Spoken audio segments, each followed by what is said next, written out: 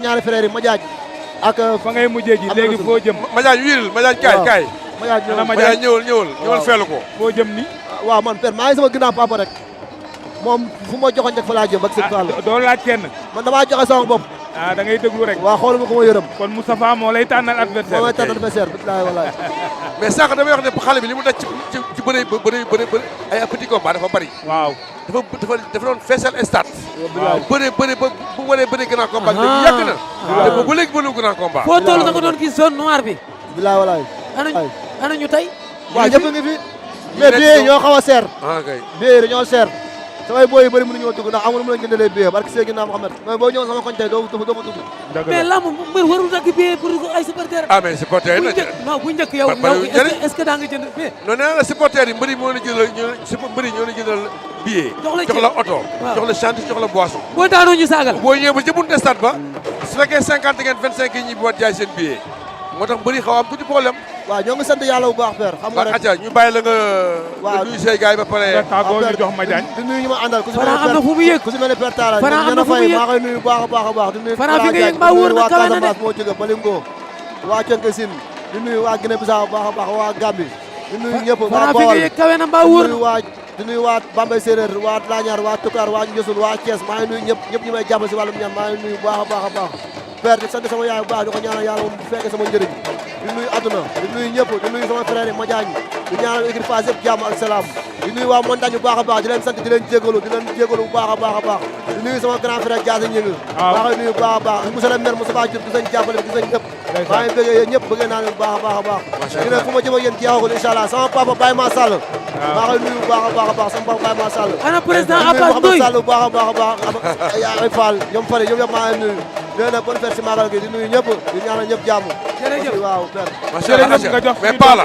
Madiagne waaw Pala si ngay Madiagne mu ñëw ba ñu laaj jox ko mu ñëw bàyyi ko Madiagne daw na benn la rek waaw c'est bon daw na micro bi bébé guy gi ñëwal daw na micro bi Wally Bambi Moussa xam naa yow mu gis a tax Wally Bambi ko nawoon laaj na ko aywa waxtaanal ak moom père bàyyi téléphone bi ngir yàlla nga waxal ko acca jël grand champion Boukou Pera aja fils Mandiak la fils ñu ngi lay leader Mandiak mi ngi nii toog suñu bet Moustapha Ndiago baa ngi nii waaw mbër mi moo naan alléluia waaw mooy daan di bàkku Ndiago waaw ba pare nag gars yi war nga ràññee ndax saison bi saison de feu la def waaw dafa daan ak dafa am 4 combats 4 victoires waaw fils ñu bàyyi la nga nuyoo dëgg la alléluia maa ngi ñaan si star presse madame Sow ñaanal sa waajur jigéen ñaan ko yàlla bàyyi askan ñaanal sa waajur góor fi mu tëdd yàlla suufal ci toom di nuyu monde entier nuyu waa Guinée Bissau bu baax a baax nuyu waa Guédiawaye bi ma jógee surtout waa équipe Mor Fadam père leen di nuyu bu baax a baax mais noo def ak ndam lu rëy ni waaw xanaa di sant yàlla rek père waaw li nekk sama kanam laa soxla nekk sa kanam nga soxla waaw léegi bi nga jëlee lan moo nekk sa kanam lan la li nekk sama kanam mooy daan samay grand frère couronne bi laa soxla ama neex na ma may chance Moussa Ndoye na ma may chance ñaari rooyu laa soxla su ma ci amee kenn ma prouvé waat te leer na ma ko si jël dama lay daan dama leen di ñaan nag ci njëkk ak terang ñu may ma chance ñu may la am na solo waaw loolu am na mën nga solo ñaan ku yokku waaw dugg ci tournoi mel ni classe waaw ñoom Balla Gaye jaar ci ñoom Mo jaar ci ñoom Tapha Tine jaar ci tous nos grands champions fa lañ jaar ña ko jëloon tey jii sont des grands champions boobu boo jëlee tournoi classe am nga droit défier mbër mu la neex waaw looy wax waa Guédiawaye waaw waa Guédiawaye xanaa di leen di ne félicitation rek leen di masoo coono bu baax surtout jaxaay bi ma jógee Guédiawaye bi ma dëkk leen di masoo coono bu baax a baax surtout fans club bébé guy jël loolu ma teg si loxo Mathia suma papa Claude Silva père Alain maa ngi sant leen di gërëm Papis xaw ma seen fay joo Mendy maa ngi sant daal képp ku jàppale bébé guy gi rek di leen na daal père yéen li may wax bu dee jaaduwul moom ngeen wax ma jaaduwul parce que ama neex laa bëgg mu may ma chance ngeen jàppale sa yàlla tax ak Moussa Ndoye dafa jot te 16 combats laa bëree benn défaite laa am 16 benn défaite laa am Koli Junior moo ma daan c'est normal mu daan ma mun a daan ku nekk mais les grands frères nañ ma may chance comme pare nañ maa ngi koy dégg nag Moussa Ndoye nee na képp ku ñëw pare na pour xale yi pare naa pour bëre ak moom jërëjëf bonne continuation comme on va vers le grand combat waaw on peut présenter ñaari bëri ce qui nous présente donc nous sommes au stade à l'arène nationale ce 3 août 2025 pour ce grand combat de lutte entre deux géants de l'arène. Il s'agit de François Émile Gomis Dufranc qui est à l'écurie Wrestling Academy de Modlo de Parcelles, le roi des arènes. Il est reconnu excellent parce que il excelle aussi bien dans la lutte avec frappe que dans la lutte simple. Et il s'est révélé vraiment à l'arène entre 2022 et 2025. L'ami, vous l'avez dit tout à l'heure, il a battu beaucoup de champions. Donc il a été invaincu depuis 2022. Il est invisible déjà. Invisible, voilà. Invincible. Invincible. Il a battu Bombardier, il a battu Ama Baldé récemment. Et voilà ce qui lui a permis d'entrer dans le cercle de ces lutteurs qu'on appelle les VIP. Puisqu'il a eu 14 victoires en 14 combats. Donc ce qu'on peut dire sur lui, c'est qu'il est décrit comme l'un des meilleurs de sa génération, notamment dans la lutte avec frappe. Il est puissant, rapide, technique. Et il impose son physique, comme vous l'avez dit. Il n'excelle pas dans la lutte avec la frappe, mais il impose sa force physique. Et c'est très important. Il a aujourd'hui un adversaire redoutable. Quelqu'un qui a tout fait, qui a fait le vide autour de lui. Un Massel qui s'appelle Modou Ngom. Alors, lui, c'est un lutteur de Pikine, un vivier dans la lutte sénégalaise. Et il est de taille courte, puisqu'il mesure 1m75 seulement. Mais c'est un lutteur très... Ah, 1m75, disons 1m80. Ah voilà, donc les statistiques ont été fausses. Vous avez raison. C'est un fondament. C'est un fondament. Mais un lutteur redoutable. Il a commencé, lui, je crois, dans la lutte à l'âge de 17 ans. La lutte traditionnelle. Et il a lutté aussi au niveau de la lutte au niveau de l'africain. Amasen, il a battu Balla Gaye numéro 2 à 2 reprises. Et il a battu d'autres champions. Bombardier. À 2 reprises aussi. Et il a commencé dans l'écurie, je crois, Alpolar. Et il a fait l'écurie Boulfalé avec Mohamed Tazen, que nous saluons au passage. C'est là-bas vraiment qu'il a fait ses armes. C'est là-bas qu'il a été révélé. Puisqu'il a pu bénéficier de l'encadrement d'un des plus grands lutteurs du Sénégal. Et je crois qu'il a fait lui aussi. Il a battu Gris Bordeaux. À mon avis, Lac de Guerre numéro 2. Il est le seul, je crois, à le battre.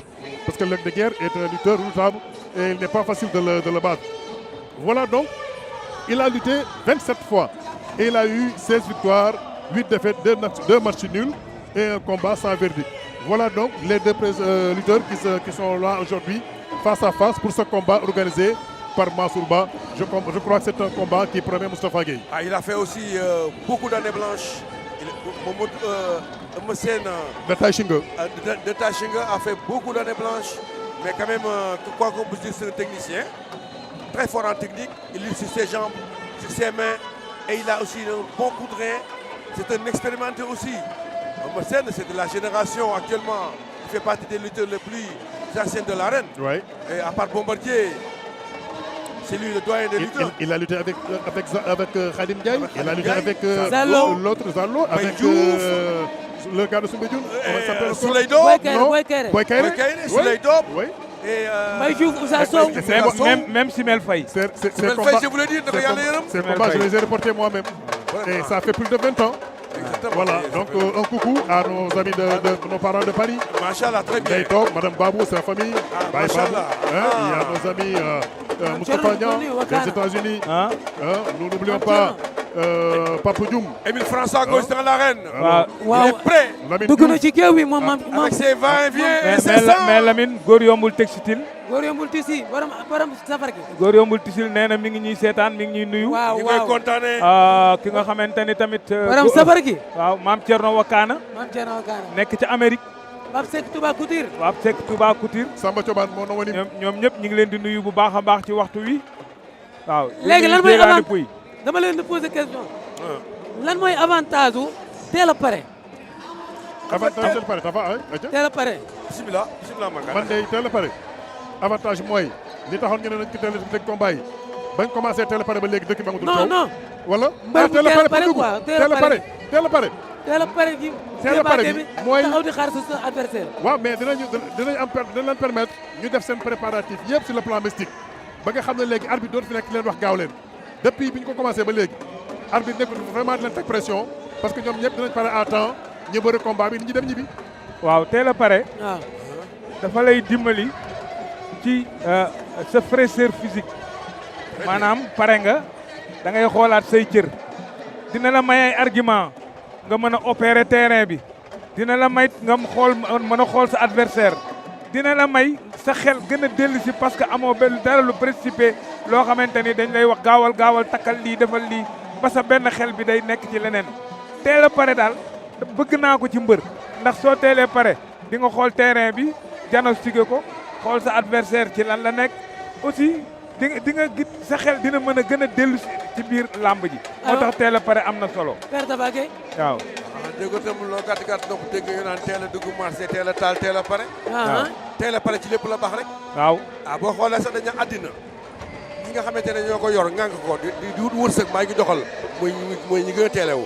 dañ ne le monde appartient à ceux qui se lèvent tôt ñi teel a yeewu ñoo ëpp sax ñi tëdd di nelaw. Moustapha ganaar fajar lay yeewu de waaye ci cin lay mujj de. waaw ci boo bokkul dañ ko war a jëfandikoo moo tax bi nga jëf mais non maa ngi rek ma waay. maa ngi gis ni Franc mu ngi def ay échauffement. ba léegi. mi ngi tàngal yaram bi. damay dellusiwaat ci télé pare bi. waaw Franc pare na ay gàllaajam. mu ngi ci géew bi damay baamtuwaat rek li Paa la wax day tax nga gis sa bopp gis làmb ji yaa ngi tâté terrain bi yaa ngi dox ci suuf si fa nga mooy sa liggéeyukaay foo nga liggéey takk nga say ngemb di nga am temps sax réfléchir bu jël saafara bu ñu fàtte mbaa béjjén bu ñu fàtte dañ la ko mën a dabal après booy fàtte ama Franc bi mu dugg see ba léegi mu ngi jëfandikoo ay saafaraam loolu c'est important dafa dugg si rek commencé sottee ko affaire yi bu jaabante gaay di ko sotti actuellement nii avant ñu leen di woo avant ama seen dugg ci biir géew bi moom dugg na ci géew bi pare na ay bagaasam di jaabante mi ngi jaabante gauche jaabante droite day tax échauffement bu gën a baax xool ma ngay yëngal loos ba ci kaw c'est important di dox. jox ma bataille mystique bi waay am na solo waaye bataille mystique bi. mais ma seen boo nee bët dugg ci biir géew bi amoo fi 2 minutes arbitre bi siffle fekk yow pareeguloo. mais Moustapha ñoom ñaar tey na tolloo na war nañu tolloo neexoo ci point. mais tolloo wu ñaar. déedéet Eumeu Sène moo féetee mag. moom lan moo war a nekk stratégie am yéen lépp la Lamine Paa la Moustapha. waaw liñ naan l'expérience face à la jeunesse. waaw voilà.